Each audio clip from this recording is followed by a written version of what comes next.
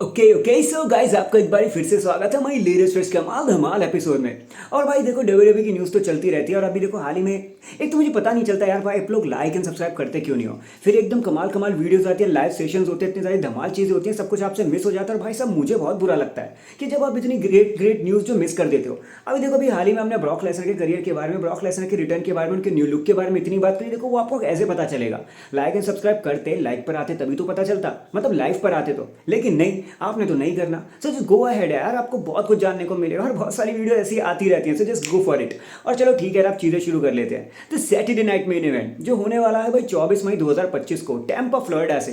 अब खत्म तो नहीं हुआ है, हम हमेशा बोलते हैं कि वो फाइनली एंड हो चुका है, क्योंकि अभी तो उसकी शुरुआत होनी बाकी है। अब देखो यार, वैसे तो आप कहोगे कि भाई 4-5 मैच ही डब्ल्यूडब्ल्यूई और बुक करेगी, तो भाई ऐसा कुछ होने नहीं वाला। मंडे नाइट रॉ का गो होम एडिशन जा चुका है, फ्राइडे नाइट स्मैकडाउन का हो जाएगा, तो भाई 1-2 दिन ही रह गए हैं बीच में। और क्योंकि यार देखो, सैटरडे नाइट मेन इवेंट का क्या है ना जी, क्योंकि जब से ये इवेंट आया था 1986 में शायद सबसे पहले विंस मैकमैन इसे लेकर आए थे।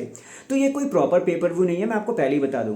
ये कुछ ऐसा ही है कि 1.5 से 2 घंटे के अंदर खत्म हो जाएगा। इसे आप क्विक पेपर व्यू समझ सकते हो, मतलब समझ सकते हो जैसे हम बोलते हैं कि एक स्पेशल है मंडे नाइट रॉ का, स्पेशल इवेंट है या फिर स्पेशल एपिसोड है स्मैकडाउन या रॉ का या नेक्स्ट का, ऐसे ही कुछ। आप वैसे ही सैटरडे नाइट मेन इवेंट को भी समझ सकते हो। अब ये रॉ और स्मैकडाउन का नाम तो नहीं लगा, लेकिन डब्ल्यूडब्ल्यूई ने इसे नया टैग दे दिया। तो सैटरडे नाइट मेन इवेंट जो हालांकि सैटरडे को ही होता है। तो चलो भाई, उसके 4-5 मैचेस हैं, मैं आपको अच्छे से बता देता हूँ कि कौन जीतेगा, कौन हारेगा और कौन घर लेके जाएगा चमचमाती हुई वर्ल्ड हेवीवेट चैंपियनशिप। तो भाई वीडियो को एंड तक जरूर देखना और लाइक एंड सब्सक्राइब करते हुए देखो। सबसे पहला मैच आता है जो मुझे लगता है भाई नाइट को ओपन भी करेगा, which is J Uso versus Logan Paul for the WWE world heavyweight championship. अब देखो यार, लोगन पॉल के कॉन्ट्रैक्ट में एक बात क्लियर लिखी है कि भाई उनको एक वर्ल्ड चैंपियनशिप तो मिलने वाली है। तो क्या वो मौका यही है?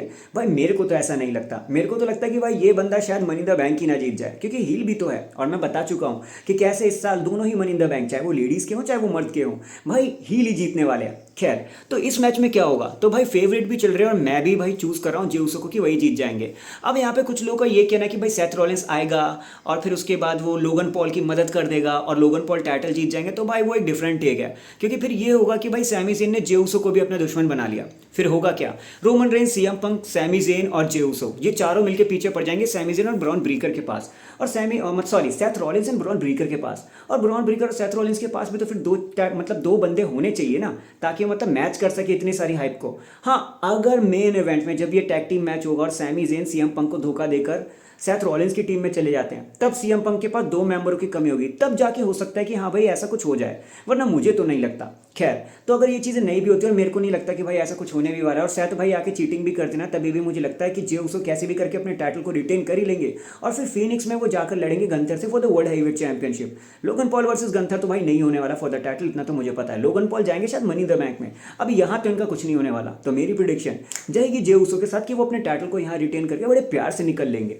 इसके बाद मैच आता है भाई Damian Priest versus Drew McIntyre. Hell in a Cell तो नहीं, लेकिन steel cage match. Damian Priest ने इस मैच को प्रपोज किया था बैक स्टेज में स्मैकडाउन के पिछले हफ्ते, और फाइनली फिर ड्रू मैकिंटायर ने स्टेज पे आके इस चीज़ को रिंग के बीच में खड़े होकर एक्सेप्ट भी कर लिया था, और फिर ये ऑफिशियल भी हो गया। तो भाई मेन मुद्दा आता है कि क्या ये मैच उस हाइप पे पहुंचेगा और विनर कौन है। तो भाई मैं आपको साफ बता देता हूँ कि अभी यहाँ पे फेवरेट माने जा रहा है और मैं भी चूज कर रहा हूँ डेमियन प्रीस्ट को, क्योंकि डब्ल्यूडब्ल्यूई शायद इनके बीच में कोई ट्रिपल मैच वाली सीरीज सोच रही है, जहाँ पे पहला राउंड तो देखो रेसलमेनिया में जीत चुके हैं हमारे ड्रू मैकिंटायर, सेकेंड राउंड जाएगा भाई डेमियन प्रीस्ट के हाथों में। और हमें पता है कि अल्टीमेटली डब्ल्यूडब्ल्यूई ड्रू मैकिंटायर के साथ क्या करती है। सीएम पंक के साथ जब लड़वाया था ना, तो सबसे पहले ही समर स्लैम में जिता देते ड्रू मैकिंटायर को, ताकि वो बाद के 2 मैचेस हार जाए, और वैसा हुआ भी था। ठीक है, बर्लिन में भी वो हारे और उसके बाद कहाँ पे हारे, वो बैड ब्लड में भी हारे। तो यहाँ भी इनके साथ यही होने वाला है। ड्रू मैकिंटायर अब रेसलमेनिया में पहली बार जीत चुके हैं, और अब मुझे पता है, हम जानते हैं कि कैसे डेमियन प्रीस्ट को डब्ल्यूडब्ल्यूई एक बड़े स्टार के तौर पे देख रही है। ड्रू मैकिंटायर को उसमें पीछे जाना पड़ेगा। सो डेमियन प्रीस्ट कॉन्ग्रेचुलेशंस, आप जीतने वाले हो सैटरडे नाइट मेन इवेंट का स्टील केज मैच। बाकी देखते हैं डब्ल्यूडब्ल्यूई ने इसलिए कुछ और प्लान करा होगा तो वो तो डिफरेंट टेक है, लेकिन मेरी माने तो भाई जीतने वाले हैं आपके डेमियन प्रीस्ट। ड्रू मैकिंटायर को इस बार भी कुछ नहीं मिलेगा, तो सॉरी ड्रू मैकिंटायर। इसके बाद चलते हैं अपनी अगली अपडेट की तरफ और अगले मैच की तरफ, जो भाई काफ़ी ज़्यादा अजीब सही है, which is John Cena versus R-Truth, और टाइटल इसमें नहीं है। अब देखो यार, जब अगर इसमें टाइटल होता ना तो थोड़ी बहुत दिक्कत होती, लेकिन इसमें टाइटल तो है नहीं। तो डब्ल्यूडब्ल्यूई ने अचानक से नॉन टाइटल क्यों रख दिया, जब जॉन सीना के पास टाइटल था और वो डिफेंड कर सकते थे, जीतना तो सीना नहीं है। तो यार मुझे ऐसा लगता है कि फाइनली कोडी रोड्स का रिटर्न होने वाला है सैटरडे नाइट मेन इवेंट में। कोडी रोड्स आएंगे, जॉन सीना को डिस्ट्रैक्ट करने की कोशिश करेंगे, और लगता है उसी डिस्ट्रैक्शन में विक्ट्री मिल जाएगी हमारे R-Truth को, और फिर जॉन सीना के ऊपर एक लॉस होल्ड हो जाएगा, लेकिन R-Truth तब जीत जाएंगे। अब इससे होगा ये, क्योंकि नॉन टाइटल मैच है, तो भाई R-Truth को भी विक्ट्री मिल गई और जॉन सीना भी हार गए और जॉन सीना को टाइटल भी नहीं देना पड़ा और कुछ ऐसे ही WWE ने सोच के भी रखा होगा और इसी वजह से WWE ने इस मैच को नॉन टाइटल मैच बना दिया। तो क्या मैं R-Truth को चूज कर रहा हूँ? Absolutely yes. बाकी WWE अगर अदरवाइज सोचे तो बात अलग है, लेकिन हाँ मेरे को ये लगता है कि यहाँ पे कोडी रोड्स जरूर आएंगे और R-Truth को जिताने की पूरी पूरी कोशिश करेंगे। बाकी अगर नहीं होता तो फिर देखते हैं, लेकिन मैंने R-Truth को चूज कर लिया।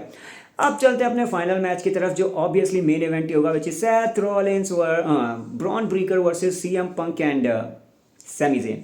अब इसमें भाई देखो एक ही चीज़ है, अगर सैमी ज़ेन ने आते के साथ ही सीएम पंक के साथ चीट मचा दिया तो भाई फिर तो एक अलग ही चीज़ पे चीज़ मतलब छिड़ जाएगी, फिर तो कुछ और ही हो जाएगा। बाकी मैं तो ऐसा नहीं चाहता।